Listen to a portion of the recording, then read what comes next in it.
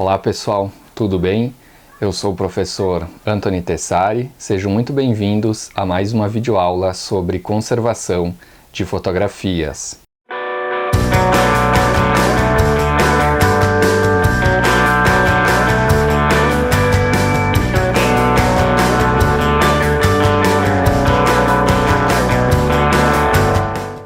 O principal objetivo desta aula é aprender a fazer a identificação dos suportes e formatos fotográficos e também realizar o diagnóstico de coleções de fotografia. Depois de termos estudado os fatores de deterioração, o diagnóstico é uma das etapas mais importantes do trabalho de conservação de fotografias, pois permitirá que façamos a intervenção correta em cada um dos suportes e formatos.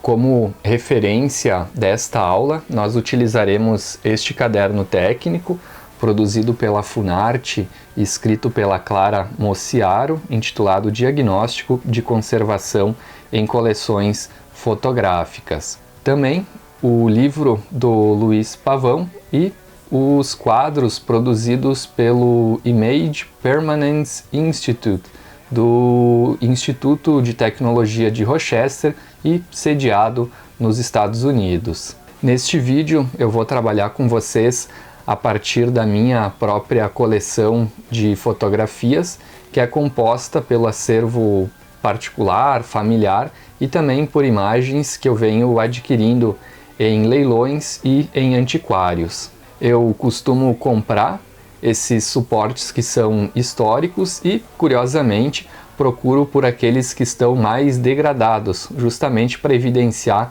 esses processos de deterioração. Bom, o primeiro suporte que eu tenho aqui para mostrar para vocês é um daguerreótipo, que, como nós vimos, ele vinha montado dentro de um estojo, que podia ser de madeira, recoberto com couro algumas vezes. No seu interior também nós tínhamos o tecido, o veludo, ainda como característica um vidro para proteger a chapa de cobre e, em alguns casos, também com um passepartout metálico. A melhor forma de identificarmos esse suporte, sabermos se realmente é um daguerreótipo, é olhando contra a luz e, a depender do ângulo, nós conseguiremos observar uma imagem bastante reflexiva ou espelhada. Também, quando conseguimos desmontar esse suporte, aí sim conseguimos observar que é exatamente uma placa de cobre.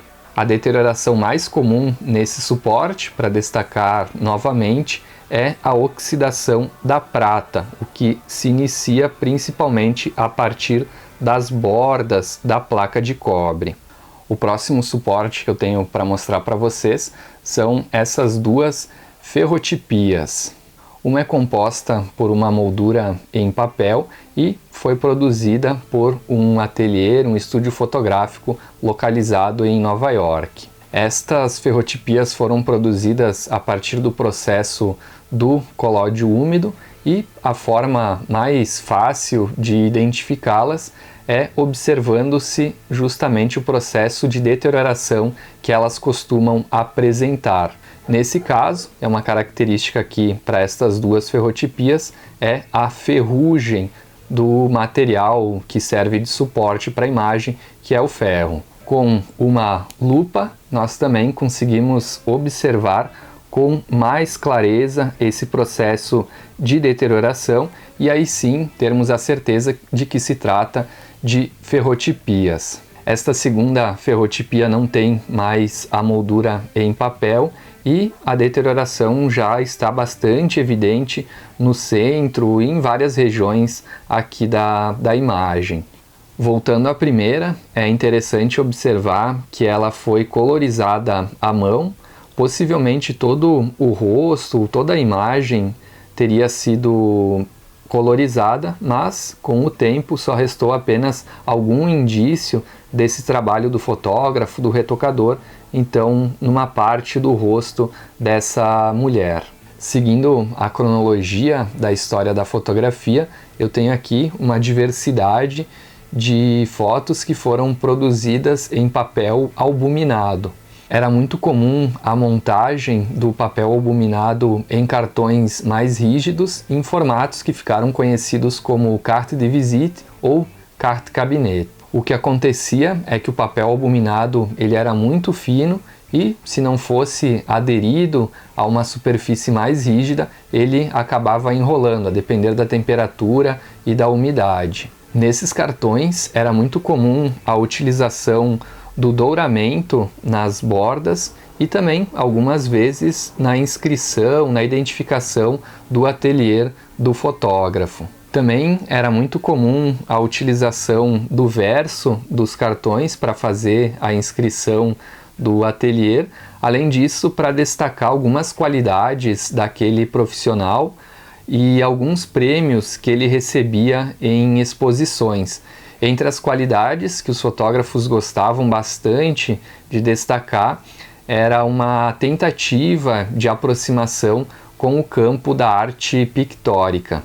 A melhor forma de identificar esse suporte, de saber se realmente é um papel albuminado, é a partir da ampliação, utilizando-se de um microscópio. A textura do papel é um dos principais indícios que nos leva a afirmar que se trata de uma albumina. Mas também o próprio processo de deterioração nos traz alguns outros indícios. A albumina, ela costuma apresentar essa tonalidade amarelada, ela vai ganhando essa tonalidade com o tempo, justamente porque o ligante ele vai deteriorando com o passar dos anos. Pelo mesmo motivo da degradação do meio ligante, que era a albumina, também elas vão apresentando o desvanecimento da imagem, ou, em alguns casos, a descoloração pontual. Aproveitando esse vídeo para mostrar também outros processos de deterioração, aqui a gente tem várias manchas ocasionadas pelo contato direto com superfícies molhadas ou muito úmidas. Nós temos manchas também que são causadas pela forma de manuseio incorreto, nesse caso sem a utilização de luvas, e ainda um processo de deterioração que é ocasionado pela embalagem onde elas foram armazenadas ou algumas vezes até pelo tipo de álbum com muita acidez em que elas foram montadas.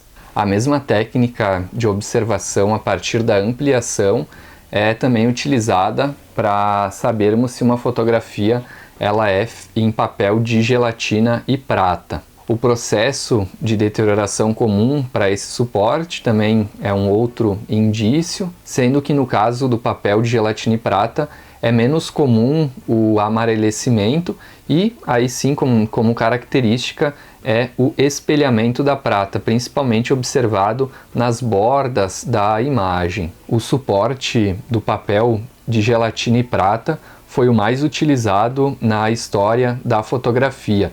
A partir do século XX, nós já temos a utilização desse material e, portanto, ele é o mais comum de ser encontrado nos acervos particulares, nos acervos familiares. No entanto, é sempre importante utilizar essas técnicas de observação, porque é possível que algum fotógrafo fora daquele eixo europeu possa ter utilizado algumas técnicas e alguns materiais como a albumina até por volta dos anos de 1910, 1920. Nesta imagem que eu tenho aqui em minhas mãos, eu queria destacar o processo de deterioração, nesse caso ocasionado pelo contato com uma superfície úmida. A fotografia também teve contato com materiais que ocasionaram a ferrugem e as perdas nesta imagem, elas são infelizmente irrecuperáveis. Muitas fotografias de gelatina e prata recebiam a colorização manual pelo fotógrafo ou pelo retocador, como é o caso dessas que estão aparecendo no vídeo, que foram produzidas pelo meu avô, que trabalhou como fotógrafo a partir dos anos de 1930. A colorização é facilmente identificada e o principal cuidado que nós devemos ter é com a embalagem, o tipo de papel de armazenamento para proteger a tinta, para proteger a coloração original desta imagem. Voltando um pouquinho nessa história da fotografia, o material que substituiu o metal para a produção da imagem foi o vidro. O vidro tinha a desvantagem de ser mais frágil, mas ele era mais prático para ser sensibilizado, ser preparado para a produção da imagem. Basicamente, nós tivemos dois tipos de negativos de colóide úmido e os negativos de gelatina e prata, que tiveram maior utilização ao longo do tempo. Eu tenho para mostrar para vocês estão vendo nas imagens, alguns negativos de gelatina e prata, produzidos na década de 1940. Podemos perceber como essa placa sofreu processo de deterioração em uma das bordas. Houve a decomposição do meio ligante, a gelatina, por ter sido exposta a temperatura e umidade elevadas. Também é possível observar o processo de espelhamento da prata na borda inferior. Nesta outra placa, produzida no mesmo período, o espelhamento é mais visível e tem como característica iniciar pelos cantos até tomar o centro da imagem. Um aspecto importante para destacar nos negativos é que alguns podem apresentar o retoque, observando se o negativo contra a luz é possível identificar a existência do retoque e deve-se ter cuidado quando for fazer a higienização, justamente para não remover essa característica que é tão interessante nesse tipo de suporte. O vidro será lentamente substituído pelas películas plásticas. Nós vimos que existem 3 tipos de película: de nitrato de celulose, de acetato de celulose e de poliéster. A forma de identificá-las é pelo processo de deterioração e também algumas trazem um recorte, um sinal que as diferenciam. Gostaria de destacar também, aqui eu tenho alguns cartões postais que foram bastante utilizados na fotografia para divulgação de cidades, de pontos turísticos, e nesse caso aqui é uma coleção de cartões postais de famosos, de celebridades, de atores dos estúdios da Fox. Os cartões postais, em geral, eles eram produzidos por um processo de impressão fotomecânica e também eles são identificados a partir da ampliação. Quando ampliados, nós conseguimos observar esses pontinhos que vocês estão vendo aí nas imagens, e aí temos a certeza de que o processo é um processo fotomecânico que se diferencia em alguma medida de uma fotografia produzida, preparada quimicamente. Bom, cabe destacar que se nós tivermos, em alguns casos, a data exata de produção da fotografia, nós conseguiremos ter alguma aproximação com relação ao suporte, à técnica que aquela imagem foi feita. Existem quadros cronológicos que situam cada um desses suportes, cada uma dessas técnicas ao longo do tempo, mas é sempre uma aproximação.